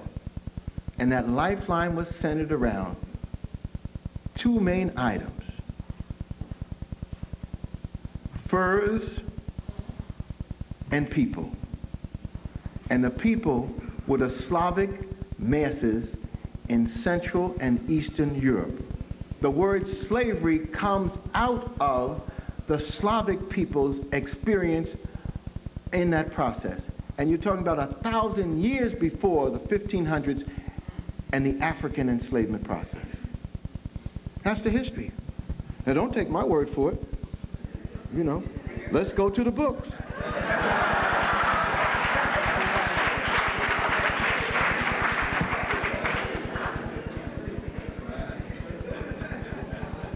And I'm going to quickly run through it. See, I went into the vault. I'm going to do this quickly because we can't do it. There's too many of us here. But I went into the vault. Books that don't see the light of day. And I had to drag them out because too much is going on about he ain't got no scholarship. He ain't done nothing. We have done too much, and that's why they're coming at us. It is the type of scholarship, tapping into what enslavement was. So if you're going to talk about enslavement, I don't want nobody to approach me until you get serious. You've got to get a hold of the 4-volume study by Elizabeth Donnan, D-O-N-N-A-N, dealing with documents illustrative of the history of the slave trade to America. Elizabeth Donnan, D-O-N-N-A-N. This is volume 2, dealing with the 18th century. Volume 1 deals with the period from the 1400s to the 1700s. There's a volume dealing with New England. There's a volume dealing with the middle states or the southern states. In New England, the volume in New England deals with our boy, Aaron Lopez. This is volume number 3. Now, Tony can see this, y'all can't. Tony, is there some brown papers in here that done turn papers that done turn brown? We have been studying these things for 25 years. These books were purchased with the Alex Haley grant, which we got in 1970 to deal with the enslavement process. The study that was never put together because Alex didn't have the courage to put it forth. The study around roots that I was coordinating 20 scholars around the world. That documentation is ready to be systematically brought forth. Systematically brought forth. And one of the reasons why it wasn't brought forth before was because we would lose the friends that we thought we had. All these people you all thought was your friends, you would lose them. These brown pieces of paper are in key points of the book. Aaron Lopez is documented for the world because when he died, governmental authorities went in and took over his estate for tax purposes. So all of his letters of correspondence to the slave traders, all of his letters of correspondence to the slave owners, all of the letters of correspondence to his people in the merchants in England, in Liverpool, Liverpool, London, and Bristol, all of the letters of correspondence to the Caribbean. His family, his brother-in-law was sent to Jamaica to handle the trade. All of the correspondence to Charleston and Savannah where they had agents. All of the correspondence to the Jewish families, Sephardic families in Philadelphia that were helping them finance the Newport News communities, all of the letters of correspondence to synagogue builders who wanted monies made by Jews from the slave trade to help them build the synagogue, including the synagogue in Charleston, including renewal of the synagogue in Curacao, including the building of the synagogue in Suriname.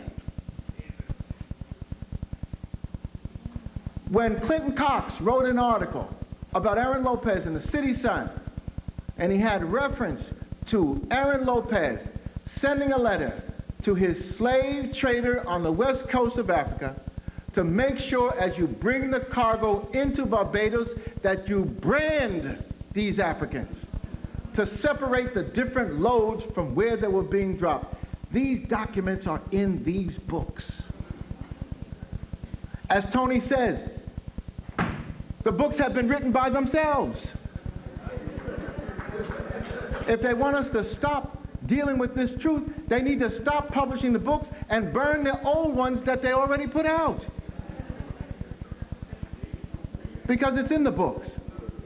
And that's why we have to start getting serious. Bring those up. Those on the table. I can't deal with them right there. Give me the blue one here.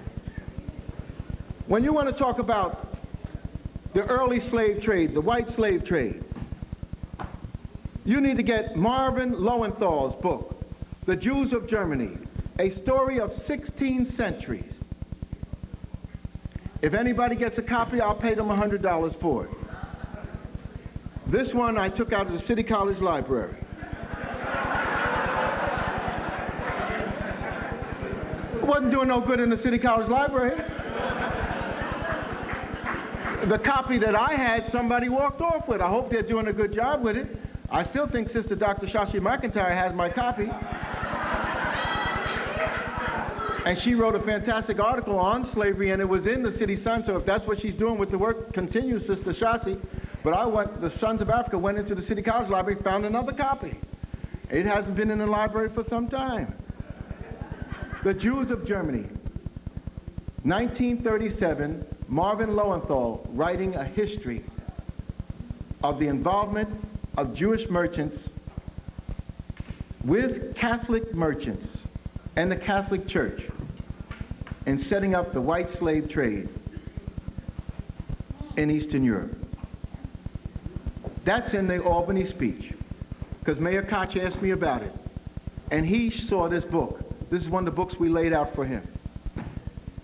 When you want to talk about the involvement of slavery and the Jewish community in America, every major city where there was a Jewish population, there is a book written about the Jews. Here's a book by Dinerstein, edited by Leonard Dinerstein, The Jews of the South. This general study of the Jews of the South is complemented by particular monographs, books written on specific Jewish community. There's a book, The Jews of New Orleans. There's another book, The Jews of Savannah. There's a book, The Jews of Charleston. There's another book, The Jews of Richmond. And it was just this type of documentation that the brothers who pulled together the secret relationship of blacks and Jews used. What you need to do is go through some of the sources and do your own analysis. That's what they're afraid is going to happen. When they attacked us, they tried to say that black authors have not dealt with the slave trade and Jews. They said Eric Williams, an expert on such things as slavery, did not mention the Jews. Well, of course, he did in capitalism and slavery. This is a PhD dissertation. I'm sure a couple of his mentors were Jewish. If you want to get your doctorate, you're not going to mention the Jews in slavery. That information was kept under the shelf and in his files. So when somebody attacked me, the only scholar who has attacked me from somebody from Columbia says, Dr. Jeffries is correct, we need to change the curriculum and make it more inclusive, but he's wrong when he mentions the Jews in slavery because Eric Williams, an expert on such things, wrote Capitalism and Slavery, and there's no Jews mentioned. But this is not the only work of Eric Williams. He was a great scholar before he became the Prime Minister of Trinidad. We don't want to deal with his politics. But deal with his scholarship. He also wrote From Columbus to Castro. And if you have problems with finding the information, just turn to page 114. Ironically, the African Holy Ghost works in mysterious ways, her wonders to perform. And on page 114, in many of the books that we have, it deals with the Jews and slavery. About 6 of these major books, you turn to page 114, and there they are.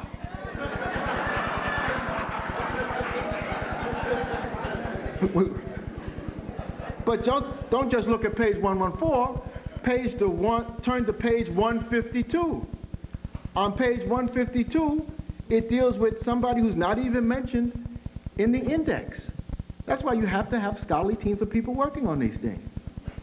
A Jewish capitalist called Gradis, G-R-A-D-I-S,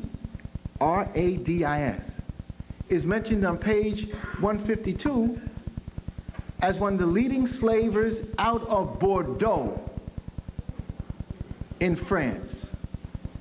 He was so powerful as a slaver, he was called the King of Bordeaux. Gradis, Jewish merchant, King of Bordeaux. And he was not the richest of the Jewish merchants in Bordeaux. We have a list of them and the money they had. Ironically, out of the Bordeaux community comes one of the greatest of the historical Jewish families in France. Pierre Mendès France, who became the prime minister. African Holy Ghost works in mysterious ways, her wonders to perform. Now students are researching and finding these things. A young man from Haiti called me up, Dr. Jeffries, I have to see you. What's the problem, brother? Can we handle it over the phone? No, I found some information. I have to give it to you personally. This student was so excited.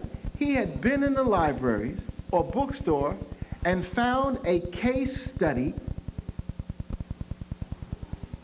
on slavery involving France. This is very interesting. I'm running down a little bit just to let you know, and then I'm going to cut it. This youngster found something which is monumental. Most of us have heard of, in England, the Somerset case. Lord Mansfield decreeing in 1772 that any black in England is free. A devastating blow to enslavement. How come we don't know anything about France in that situation? Well, in France, in 1774, 1776, that's one of the documents I didn't pull out of the vault, because I'm afraid of losing it before I photocopy it. There was a similar case involving a French slave owner who had taken his enslaved Africans to France, a male and a female. And while in France, this male and this female sued for their freedom based upon the precedent that had been established in England. And to my knowledge, and I'm supposed to be very knowledgeable, especially about the French-speaking world, because most of you don't know French. Je parle très bien le français, presque comme le français.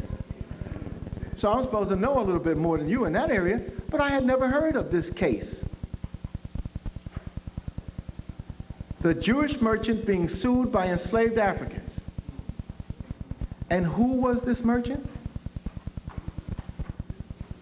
The ancestor of Pierre Mendès France out of the slaving community of Jews in Bordeaux. That's right. Oh my goodness, is the case. Wherever you look, there it is. You don't have to go deep. There it is.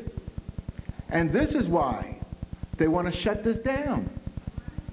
Now, we're not singling out the Jewish community for this. It is the merchant class that's linked up to other merchant classes. And that's the distinction that we try to make in the Albany speech.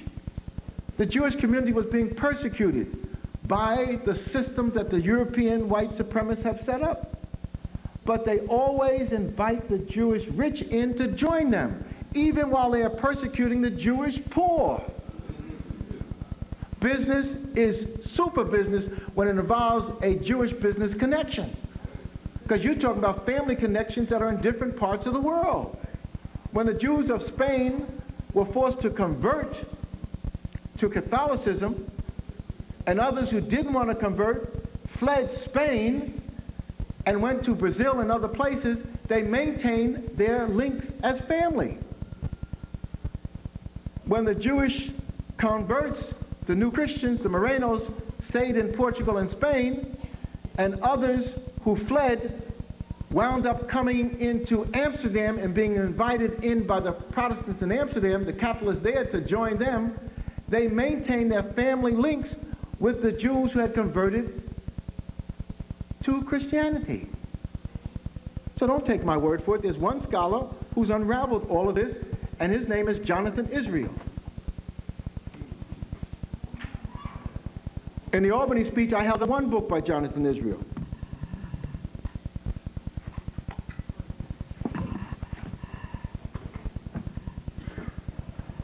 And that's the book that has the synagogue on the cover.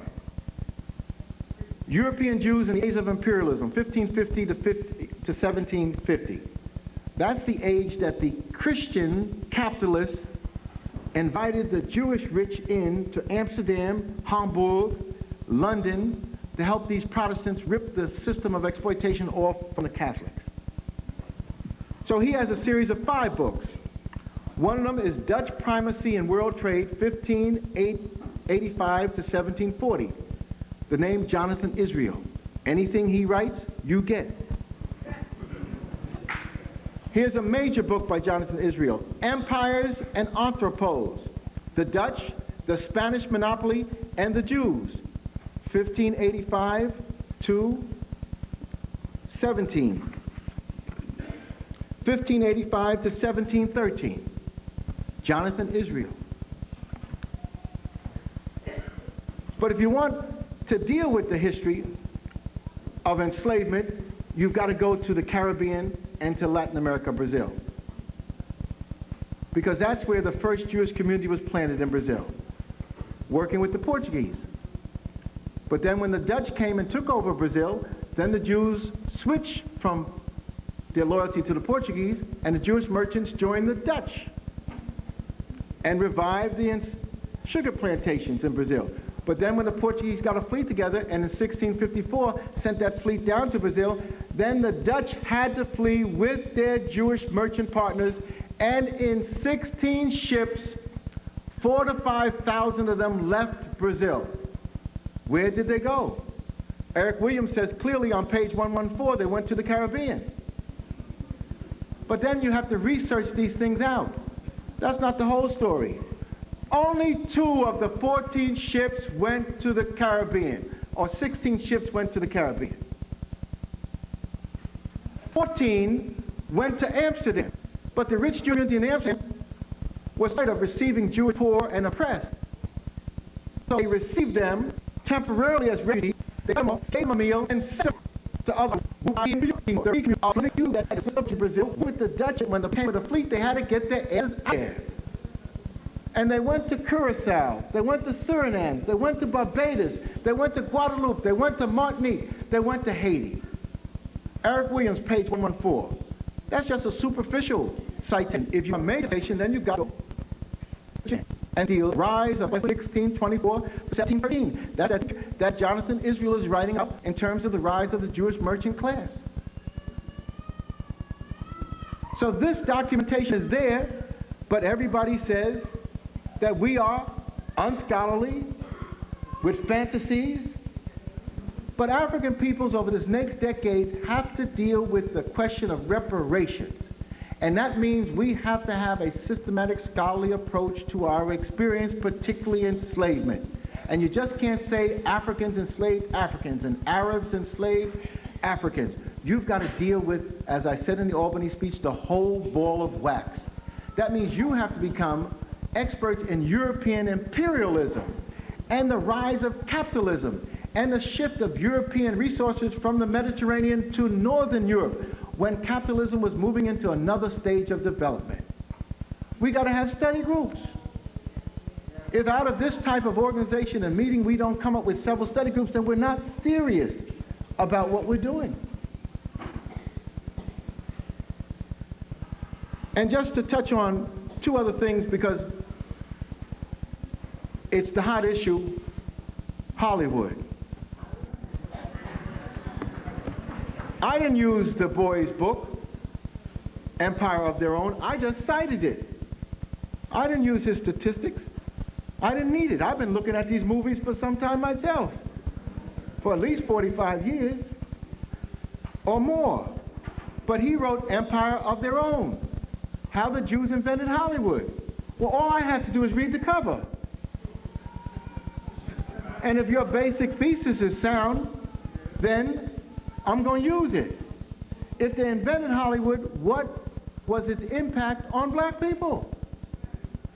And they produced the stereotypes that are still there, and the book that deals with that is Tom Coon's Mammies and Buck by Bogle. That's the book that you should get. Then you complement that with the Empire of Their Own, but then you've got to go deep. You take each movie mogul and you deal with his life. So that means you've got to get into biographies. So of course I went to the biography of Samuel Goldwyn. Goldfish or Goldfink or whatever he was called before he changed his name. And then when you read his biography, then you see a number of things. One thing you do see is that around the time of World War I, the Jewish movie moguls were born, and by the end of the war, out of the 12 major studios, they controlled 11 of them. Out of World War I came the birth of the nation, and it left forever the stereotypes of black people. And when they attacked me, they said, well, Dr. Jeffries, D.W. Griffith was a Christian, a Gentile. He wasn't Jewish. And that's true. So you put your little scholarship together. Study D.W. Griffith. David Ward Griffith. He was a Gentile.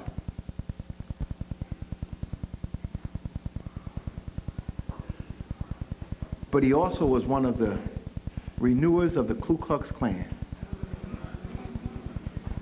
He took the book, The Klansman, and made it into the motion picture, The Birth of the Nation. But before he did that, in 1912, he was offered $50,000 by the Jewish movie moguls to join them.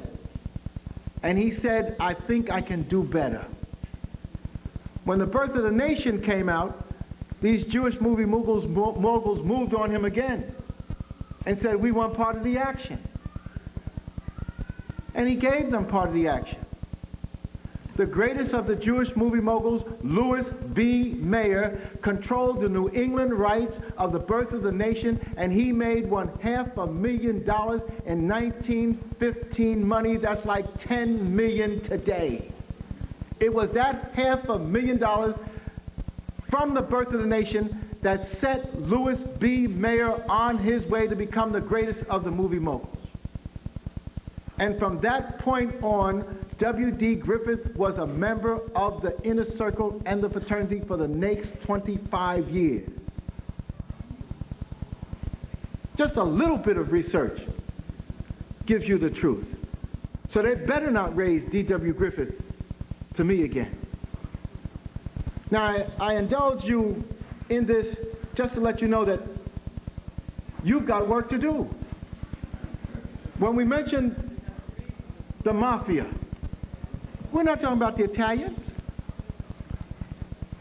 In the beginning of the century, you had a Jewish mafia, Irish mafia. The Kennedys come out of that tradition. And then as the Jewish immigrants came in, they moved in on the Irish mafia and established their influence and control. And Murder Incorporated is a part of that tradition. And then as the Italians came in, they moved in on them. So you had this sequence of Italians, Jews, and Irish when you talk about mafia. The Kennedy mafia tradition was linked into bootlegging and the movies. When you talk about Hollywood and the mafia, which I did, you're talking about the Kennedy tradition in the movies. When you want to talk about key Jewish members of the mafia that was involved in the movies, they just put a movie out for you last year. Bugsy Siegel, who was given the task of going to Hollywood and try to break into all of that money and provide gambling and prostitution for the rich money people.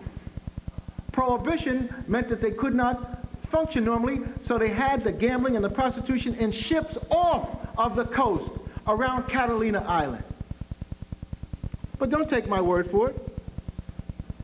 Get a book called The All-American Mafioso, the Johnny Rosselli story, in which he deals with the moving in on Hollywood, in which he mentions that Harry Cohen got control of Paramount Studios or Columbia Studios from his brother with the help of Johnny Rosselli, who arranged a loan of $500,000 from the head of the mob in New Jersey, Admiral Longy Zweilman, who operated out of my hometown in Newark and was killed right there on Park Place. Mob money allowed Harry Cohen to get control of Columbia Studios. But the mastermind of it all was Little Man, who was trained by Arnold Rothstein, who came from middle-class Jewish background and was the major mob man that produced Little Cubs under him. And part of the Little Cubs of Arnold Rothstein was the trinity of Bugsy Siegel, Lucky Luciano, and Little Man, Meyer Lansky, the brain of the mob. See, if you don't tap into organized crime and what it's doing to you, you cannot have that liberation struggle successful either.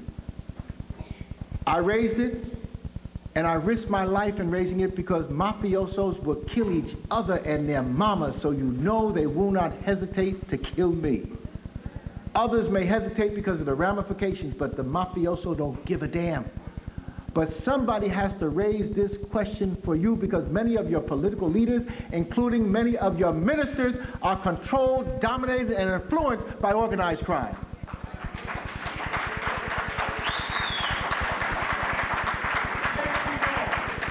They control the casket business. They control the digging of the grounds in the cemeteries.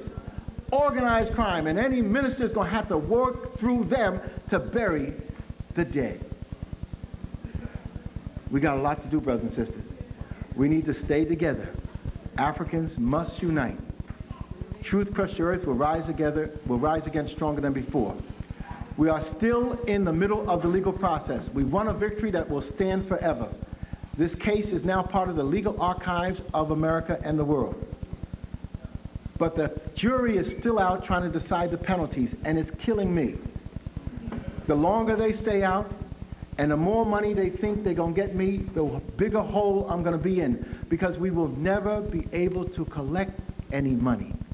$25 million was only put out there as a psychological blow.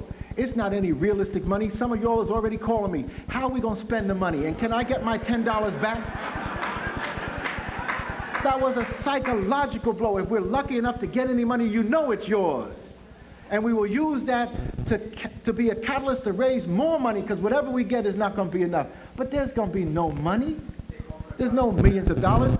We've already spent $150,000 to be in court. You don't get lawyers who've given up their practice for 3 weeks. We are forced to stay in that court from 9 in the morning to 5 at night. They can't do any other work.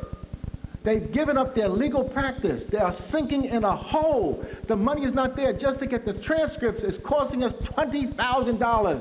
And we only got partial transcripts, so we've only spent $6,000 or $8,000 for the partial transcripts. If we go on appeal, and they will appeal it, we have to have all of the transcripts. That means $20,000 plus dollars. The more they stay out, the longer it's costing us. You have no idea what it is to bring this case. So it is a trial, a tribulation, and a triumph. But you have to understand that if we don't do something collectively to raise money, they just pleaded to me today, Dr. J. We got a few thousand last week, but that went for transcripts. We raised 4,000 at Abyssinia. That went for transcripts, not to pay them, not to pay the cost of being in federal court. They've given us the biggest courtroom in the federal court. Just the opposite to Mannix. They want this highlighted because they want to prove that their damn Constitution has some value. After the Rodney King, they had to do something to try to uphold their Constitution. So we're benefiting from that, but don't have any delusions about what the court process is all about. It's about rich white men with property and power using it as a legal wing to keep us oppressed. So when you hear us calling for help, come, please, with checkbooks in hand. We don't even care if the check bounces, just so you clear it up after a week or so. And all of it's going to the legal thing. We will be at different activities, and I'm going to end it with this. I just want Tony to know that, brother, I took this time to bring this material here so that our people